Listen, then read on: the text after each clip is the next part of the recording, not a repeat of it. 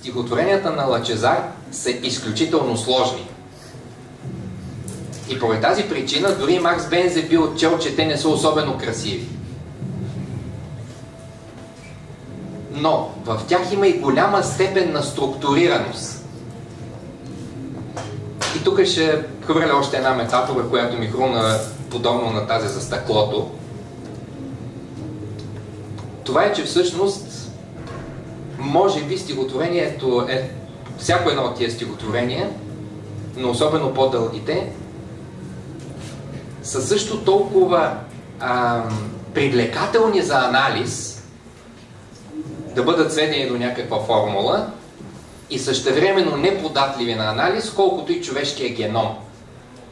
Както знаете, човешкия геном е нещо, което се изследва от много години.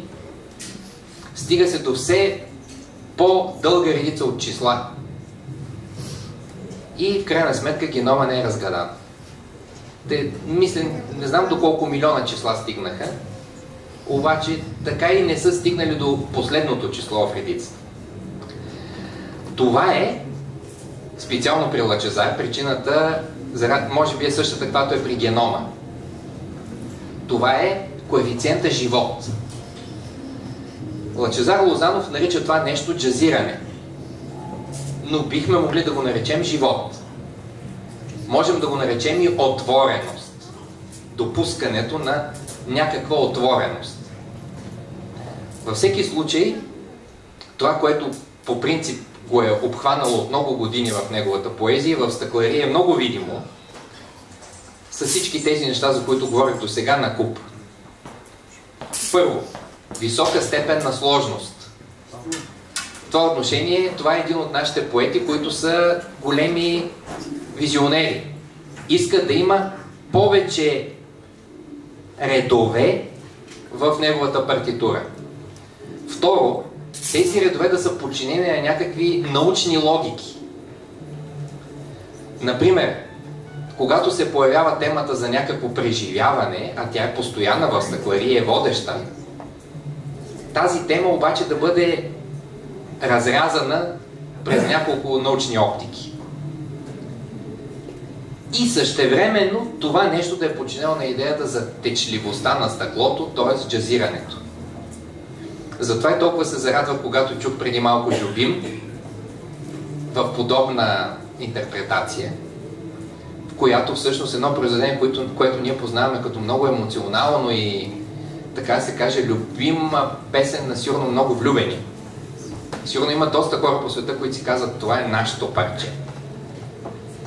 Което обаче тук беше изпълнено по един усложняващ, задълбаващ и с трагически овертонове начин. Така че Стъклари е неговия анализ на чувството, който няма да се ползва с кой знае каква популярност извън средите на посетителите на перото, и то даже не на всички, поради тези причини. Сложно е, аналитично е. Това не е от тия поезии, които призовават веднага да я съпреживеем, а по-скоро да я премислим. Премислим, може би и с участието на сърцето, но задължително и на ума. И същевременно това желание за сложност при него е свързано и с неговата идея за ритъм, но присъствие на един ритъм, който същевременно се съобразява с всекидневното говорене. Така и при думите. Тук-таме можем да открием, както при чаровете и чарковете в последното стихотворение, някаква съвсем видима директна игра на думи, обаче в повечето случаи става дума за един звукопис, който не е елементарен и не може да бъде толкова лесно описан. Не става дума за присъствие на някаква съгласна в рамките на къс отрязък от текст, а при него звукопис е в по-дълъг отрязък от текст. Но непрекъснато мисли за това този автор. Казвам го, защото със сигурност доста хора, като прочетат отгоре тези стихотворения, няма да го видят. Но то е мислено и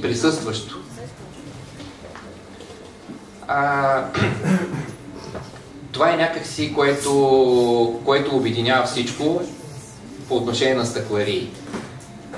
Голямо визионерство, което всъщност е много висока претенция.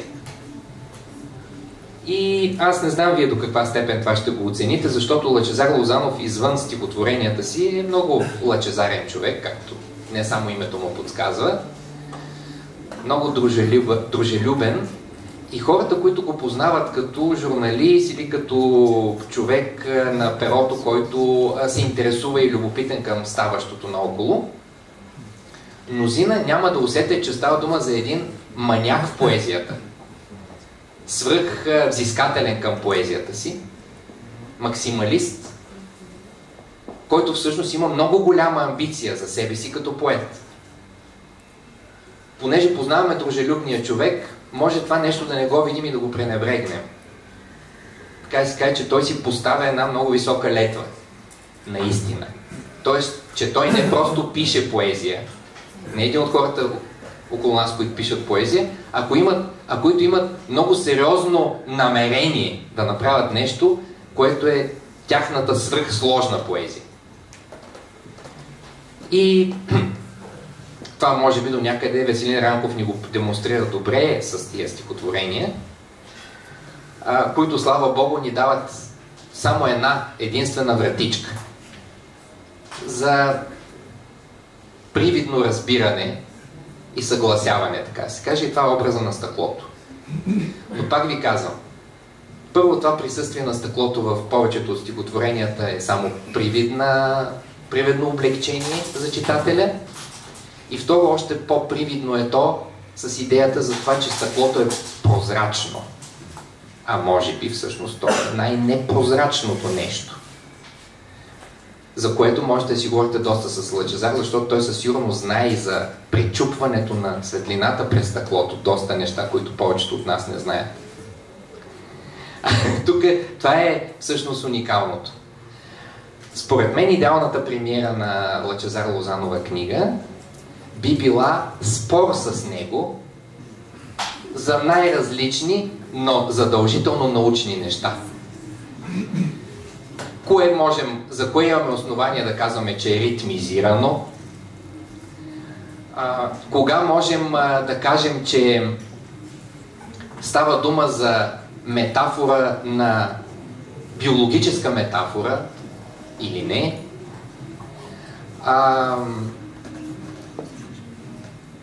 Кога той приема едно стихотворение за достатъчно развъртяно или джазирано, или там както той иска да го нарича, кога трябва да свърши едно стихотворение и прочие. И тук ще припомня на някои от вас, които сте били на неговия дуел преди време. Той участва в един от поетичните дуели и това беше за мен едно от най-интересните събития в изобщо дуелирането в България, защото при тези дуели задължително поета в началото трябва да произнесе някакво слово, с което напада другия поет. От всички дуели, които са стояли до сега, организирани от Петър Чуков, единствено в дуела с участието на Лъчезар Лозанов, той направи задълбочен анализ в поне 10 точки на поезията на своя опонент, така се каже, с когото се дуелираше, и го разгроми и го направи на пух и прах с научни средства. И сега тук може би трябва да завърша малко и след качването и да слезе надолу. Повечето от нас обаче не вярват на науката. Включително и по отношение на използването на научни, така се каже, и псевдонаучни способи при писането на поезия. И за това не вярвам да се намерят достатъчно внимателни читатели, които да схванат цялото на Стъкларии, която е малка книга.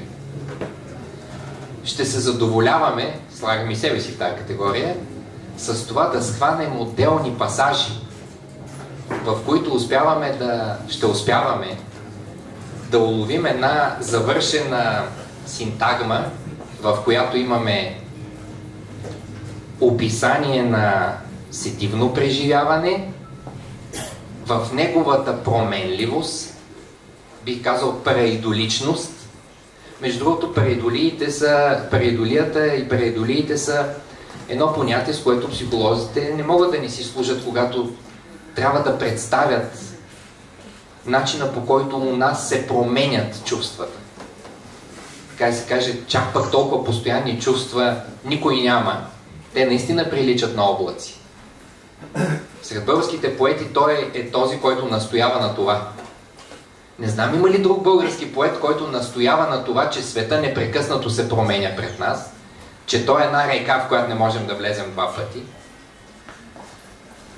Във всяко едно отношение. По отношение на това, което мислим, по отношение на това, което чувстваме, по отношение на това, което преживяваме или с което се идентифицираме.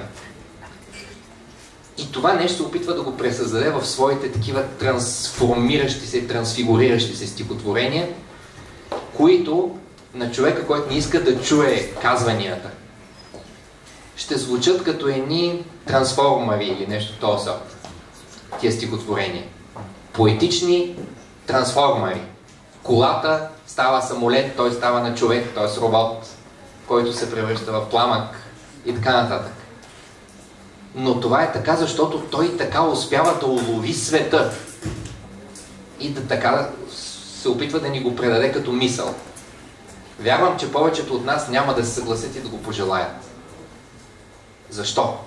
Защото ние искаме да спрем, както и Гьоте много точно го е разказал. Опитваме се да спрем нещата, за да ги разберем. Ти си лъв или мишка. Аз те обичам или мразя. Всяко нещо е ясно. Дори като цена. Като стойност. А Лъчезар Лозанов твърди, че нещата се променят във всеки един миг. И точно за това ви казвам, че най-големият спор, аз, който бих водил, и се опитвам понякога да водя безуспешно, защото винаги ме надиграва той самия, с научни метафори, е има ли възможност стихотворението да спре? Всъщност, може би то спира, книгата излиза, просто в един момент. Той казва, добре, ще издам тази книга. А всъщност, вътре в главата му, тя се променя непрекъснато. Както и всяко едно от стихотворенията вътре в нея. Това е, което мога да кажа по отношение на тази поезия. Може би не е много, не е достатъчно конкретно. Крайна сметка. Може би трябваше наистина да говоря за това, кои са най-често повтарящите се звукове, образи, метафори. Защото има, разбира се, такива повторения. Обаче държах да кажа тези силни думи, защото не познавам друг максималистичен в творчеството си творец по този начин. Наистина не познавам. Който да гледа на поезията като на нещо, което може да се подчини на научни принципи. И така да се каже, това е наистина един от нас, който в творчеството си въплащава просвещенския проект в най-пълна степен. В крайна сметка се получава нещо толкова сложно, че повечето хора няма да повярват, че той е, така да се каже, еманация на просвещението. Благодаря.